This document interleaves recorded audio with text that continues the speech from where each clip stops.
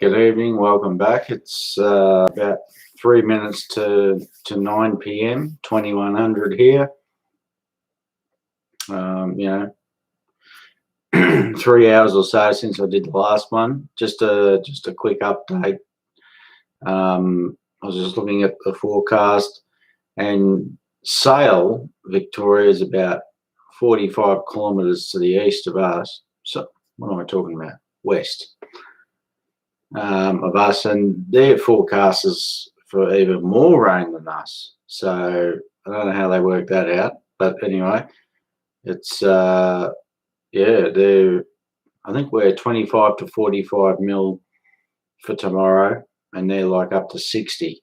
You know, so anyway, that's the way it is. I was just outside a couple of minutes ago with the dog, and once again, it's just light.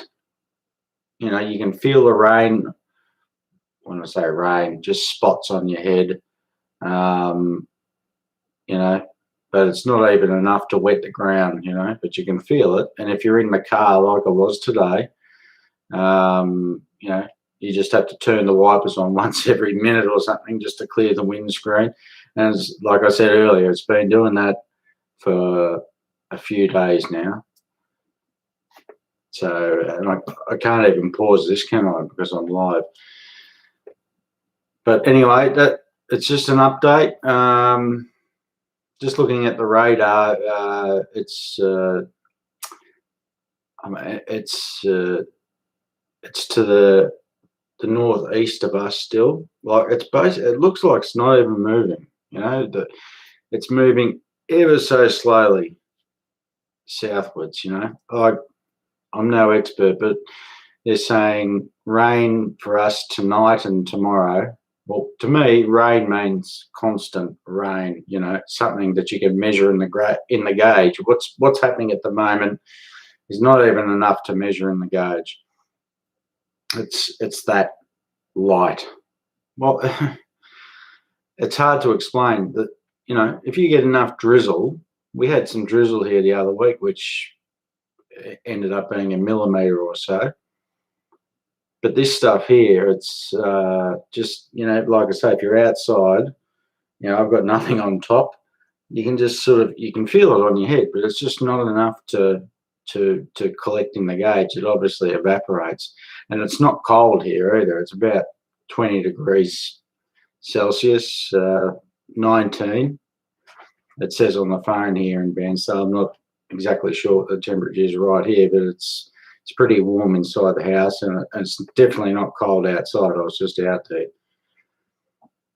But anyway, we'll see how we go. There's no warnings for the flooding of the Gippsland lakes. The Gippsland lakes are Australia's largest inland waterway.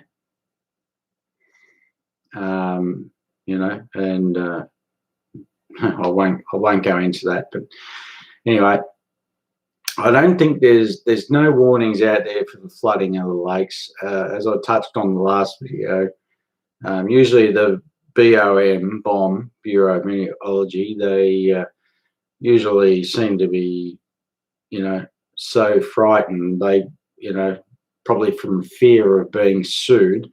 You know, if there's even the slightest inkling of flooding, they'll say there's going to be massive floods. You know, because then they won't get sued if there isn't, you know.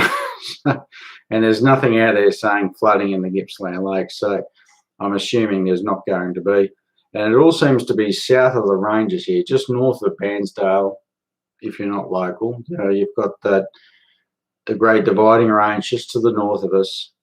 And as in previous times, I said before about the eastern lows and stuff circulating for a week or so, which is true, but you know, you can get a hell of a lot of rain up in the hills just to the north of us here, and it all falls into the catchment of the Gippsland Lakes. Like, you know, the catchment for the lakes goes back like a couple of 100 kilometres or so towards Melbourne, and it all ends up in these lakes through rivers and stuff like that, you know.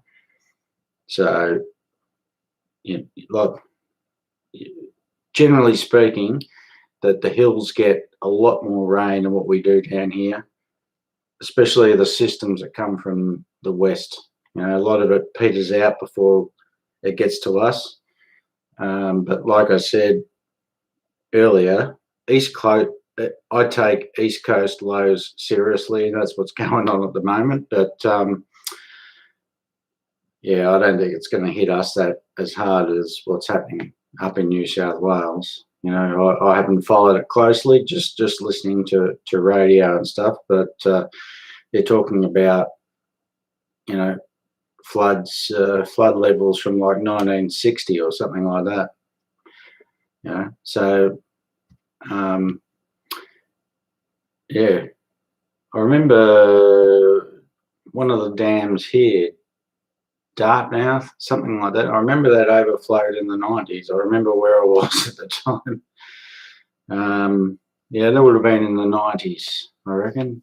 I can see the picture of it. It's like the spillway is like steps, you know. I remember seeing the picture. So, but it looks like, according to that map that I said earlier, it doesn't look like this is, at least here in Victoria, as it moves down the east coast of Australia, it looks like it's not that far inland from what I can understand. You know, it all seems to be, you know, probably 100 kilometres inland, if that. And as it's coming down south, it looks like it's slowly getting thinner, or it's heading out over the water. That's how I make it. Anyway, we'll see what happens. You know, I haven't heard anybody. I was out and about today, and I haven't heard anybody complaining about the water, the rain that's coming. You know, it's not that dry here, I don't think. We had an inch of rain about a month ago. Since then, we haven't had much, but we haven't had a really hot summer at all. I think we've had 2 days over 30, and that's it, you know. And I'm sick and bloody tired, I'll admit, of having to mow the lawn every 10 days because usually this time of year it's that hot, the grass just doesn't grow. But this year there's been no relief. Like every 10 days, the damn grass is like this. You got to be out there mowing the damn thing, you know. Anyway, that'll be it from me tonight. Just like I say, just a bit of an update, and I'll let you know a bit more in the morning, or if anything drastic happens. In the meantime, I'll also let you know. So anyway, have a good night or day, wherever you may be. Cheers. Yes, end. See ya.